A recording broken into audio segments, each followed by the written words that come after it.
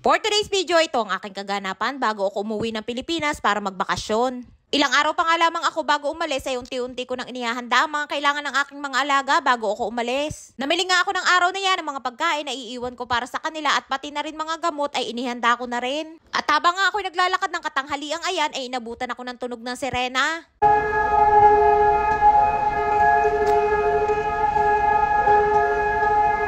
Yom HaZikaron o Memorial Day ang araw na yan sa Israel. At ang araw na yan ay bilang paggunita sa mga namayapang sundalo ng Israel na namatay sa panahon ng kaguluhan. At bilang paggalang at pagbibigay pugay, ang lahat ay tumitigil at kahit nga mga sasakyan ay humihinto din. At pati nga yung mga sakay ay bumababa din bilang respeto nila. Taon-taon ay ginagawa yan sa Israel bilang paggunita at pag-alala sa mga namayapang sundalo. Eto nga at mamimili muna ako at ang inuna ko nga ng araw na yan ay bumili muna ako ng mga tissue na iiwanan ko para sa aking alaga. Hindi nga pwedeng mawawalan ng tissue sa bahay kaya naman kahit meron pa kami sa bahay ay bumili na din ako ng madami para maraming stock si Lola.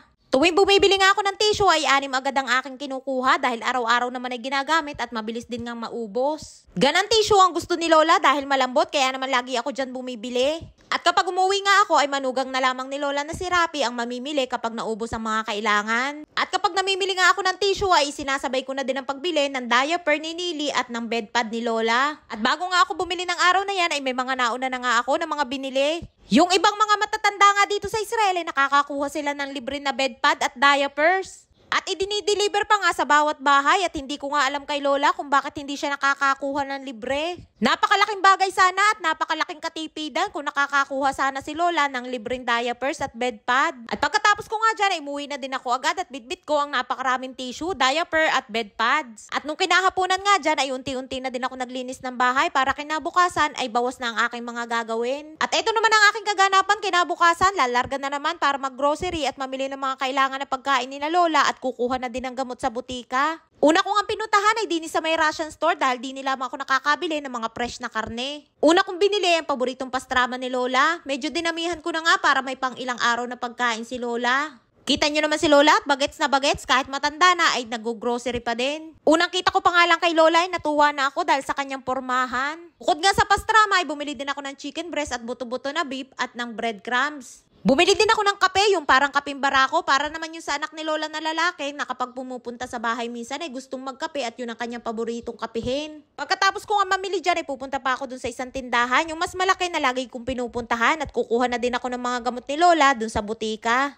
Sa dami nga ng aking mga kailangan gawin bago ako makapagbakasyon sa Pilipinas ay talaga naman pagoda ang person. Yan palang araw na yan ay Independence Day sa Israel kaya naman maraming mga watawat ang nakasabit sa bahay-bahay at kahit nga sa mga sasakyan. Una muna akong pumunta sa may butika at kumuha muna ako ng number dahil malayo pa ang aking number ay mag-grocery muna ako nang hindi masayang ang oras. Malapit lang naman yung tindahan na lagi kong pinupuntahan at bago nga matawag ang aking number ay siguradong nakabalik na ako. Mamimili nga ako dyan ng mga pagkain na iiwan ko kina Lola na pwedeng umabot dyan ng 1 linggo na stock nila. Bukod nga sa mga pinamili ko dyan ay may mga nauna na din ako na mga binili. Food is life nga ang aking mga alaga kaya naman sinigurado ko na may mga pagkain sila bago ako umalis. At kapag naubos naman yan ay syempre to the rescue ang manugang ni Lola na si Rapi at siya na ang bahala na mamili ng mga kailangan sa bahay. Punong-puno nga ang aking trolley bag at talaga namang pinagkasya ko na. At pagbalik ko nga sa butika ay dyan ako nahirapan nang iakyat ko sa may hagdanan.